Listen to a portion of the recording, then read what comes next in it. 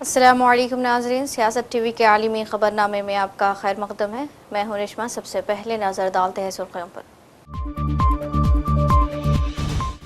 سلامتی کونسل میں غزہ میں استحکام کے لیے بین الاقوامی فورس کے قیام کی منظوری۔ غزہ میں نظم و نسق بحال کرنے، شہریوں کا تحفظ یقینی بنانے اور بڑے پیمانے پر امداد اور تعمیر نو کے راستے کھولنے کا فیصلہ۔ امریکہ کی جانب سے غزہ میں کثیر القومی فورس تعینات کرنے سے متعلق مجوزہ قرارداد ناقابل قبول۔ اسلامی تحریک مزاحمت حماس کے سینئر رہنما اسامہ حمدان کا دو ٹوک بیان۔ ٹرمپ کا سعودی عرب کو F-35 لڑاکا طیارے فروخت کرنے کا اعلان۔ آج سعودی ولی عہد محمد بن سلمان سے امریکی صدر کی ملاقات۔ آسٹریلیا کی حکومت نے سنگین جرائم کے احتساب کے لیے افغان طالبان حکومت کے خلاف نئی پابندیوں کی تجویز دی۔ ہیومن رائٹس واچ نے بھی حمایت کر دی۔ ایران نے ہندوستانی شہریوں کے لیے ویزا فری انٹری بند کرنے کا اعلان کر دیا۔ ہندوستان اور ایران کے درمیان سفری قواعد میں بڑی تبدیلی، 22 نومبر سے ہوگی عمل آوری۔ تو یہ تھی سرخیاں، پیش ہے خبروں کی تفصیل۔ اقوام متحدہ کی سلامتی کونسل نے امریکہ کی حمایت سے پیش کردہ قرارداد منظور کر لی ہے، جس کے تحت غزہ میں نظم و نسق بحال کرنے، شہریوں کا تحفظ یقینی بنانے اور بڑے پیمانے پر امداد اور تعمیر نو کے راستے کھولنے کے لیے ایک بین الاقوامی فورس قائم کی جائے گی۔ کونسل میں اس قرارداد کے حق میں 13 ووٹ آئے، مخالفت میں کسی رکن نے ووٹ نہیں دیا۔ البتہ روس اور چین نے اس معاملے پر اپنی تشویش کے باعث رائے شماری میں حصہ نہیں لیا۔ امریکی سفیر مائک والٹز نے کونسل کے ارکان کا شکریہ ادا کرتے ہوئے اسے تاریخی اور تعمیری قرارداد قرار دیا، جو مشرق وسطیٰ کے لیے ایک نیا راستہ متعین کرے گی۔ یہ قرارداد امریکہ کے 20 نکاتی امن منصوبے پر مبنی تھی، جس کا مقصد غزہ میں سیکیورٹی قائم کرنا، انسانی امداد کی فراہمی کو آسان بنانا اور تعمیر نو کا عمل شروع کرنا تھا۔ اسی منصوبے کے اعلان کے بعد اسرائیل اور حماس کے درمیان جنگ بندی عمل میں آئی۔ قرارداد کے مطابق جب یہ فورس غزہ میں سیکیورٹی اور آپریشنل کنٹرول سنبھال لے گی تو اسرائیلی فوجیں واپس چلی جائے گی۔ 0 votes against, 2 abstentions.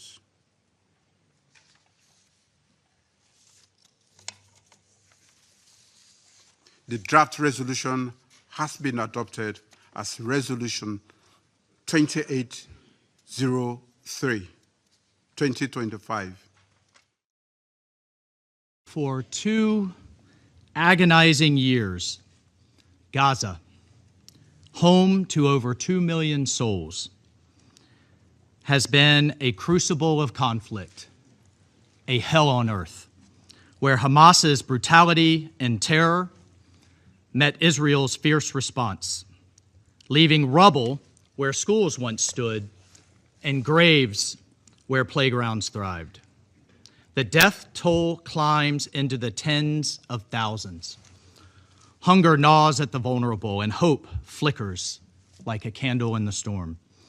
This resolution, colleagues, is no mere paper promise. It's a lifeline. The resolution endorses a hard-won ceasefire. Per the carefully negotiated language in the 20-point plan, this resolution charts a possible pathway for Palestinian self-determination after the Palestinian Authority has completed the necessary reforms, where rockets will give way to olive branches and there is a chance to agree on a political horizon. It dismantles Hamas's grip. It ensures Gaza rises free from terror's shadow, prosperous and secure. The representative of the United States.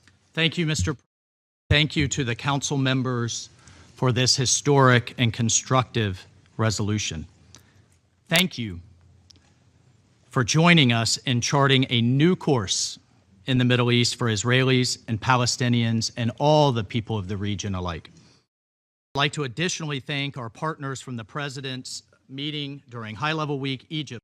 Today's resolution represents another significant step towards a stable Gaza that will be able to prosper and an environment that will allow Israel to live in security. Qatar, Jordan, Saudi Arabia, the United Arab Emirates, Turkey, Indonesia. This resolution today is just the beginning. An adoption of resolution today demonstrates the overwhelming support for the President's vision for a stable Gaza where Palestinians determine their own destiny, free from terrorist rule and violence. اسلامی تحریک مزاحمت Hamas کے senior رہنما اسامہ حمدان نے امریکہ کی جانب سے غزہ میں کثیر القومی فورس تعینات کرنے سے متعلق مجوزہ قرارداد کو دو ٹوک مسترد کر دیا اور دعویٰ کیا کہ یہ منصوبہ امریکی صدر ڈونالڈ ٹرمپ کی نام نہاد جنگ بندی اسکیم کا حصہ ہے جو دراصل قابل اسرائیلی دشمن کے اس دیرینہ سازش سے ہم آہنگ ہے جس کا مقصد مسئلہ فلسطین کو ہمیشہ کے لیے ختم کرنا ہے۔ پیش ہے تفصیلات۔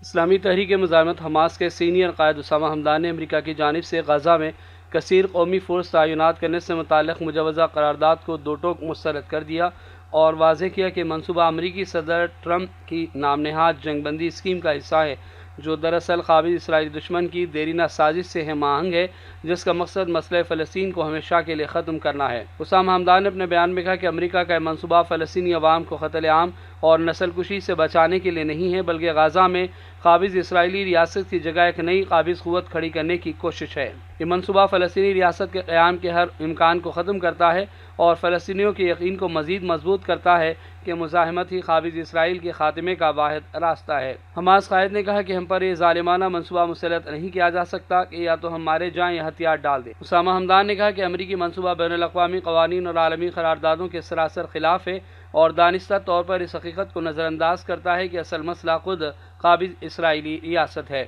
انہوں نے کہا کہ قرارداد کی منظوری طاقت کی زبان کو بین الاقوامی قانونی اصولوں پر فوقیت دے گی۔ اسامہ حمدان نے بھی کہا کہ جس عرب اسلامی ماڈل کی پیشکش مصر نے کی وہی ماڈل غزہ کے انتظام کے لیے بہترین ہے۔ یاد رہے کہ یونائیٹڈ نیشنز نے قرارداد کو منظور کیا جس میں غزہ امن منصوبے کے ٹرمپ کے منصوبے کی حمایت کی گئی ہے جس کی حماس نے مذمت کی۔ بیورو رپورٹ، سیاست ٹی وی۔ امریکی صدر ڈونالڈ ٹرمپ نے سعودی عرب کو F-35 لڑاکا طیارے فروخت کرنے کا اعلان کر دیا۔ میڈیا سے گفتگو کرتے ہوئے صدر ٹرمپ نے کہا کہ سعودی ولی عہد آج امریکہ پہنچ رہے ہیں، ہم سعودی عرب کو F-35 لڑاکا طیارے فروخت کریں گے۔ سعودی عرب امریکہ سے 48 طیارے خریدنا چاہتے ہیں جن کی مالیت کئی ارب ڈالر ہے۔ سعودی ولی عہد محمد بن سلمان آج وائٹ ہاؤس میں صدر ٹرمپ سے ملاقات کریں گے۔ وائٹ ہاؤس میں سعودی ولی عہد کے استقبال کے لیے غیر معمولی تیاریاں جاری ہیں۔ امریکی صدر اور سعودی ولی عہد کے درمیان ملاقات میں دفاع، AI اور سویلین نیوکلیئر پروگرام پر بات چیت ہوگی۔ سعودی عرب امریکہ سے باضابطہ سیکیورٹی ضمانت چاہتا ہے۔ امریکی صدر مئی میں دورہ سعودی عرب کے دوران کیے گئے 600 ارب ڈالر کے سعودی سرمایہ کاری کے وعدے پورا کرنے کی کوشش میں ہے۔ ایسے بھی خبریں ہیں کہ ایکس کے مالک ایلون مسک بھی اس ملاقات میں شامل ہو سکتے ہیں۔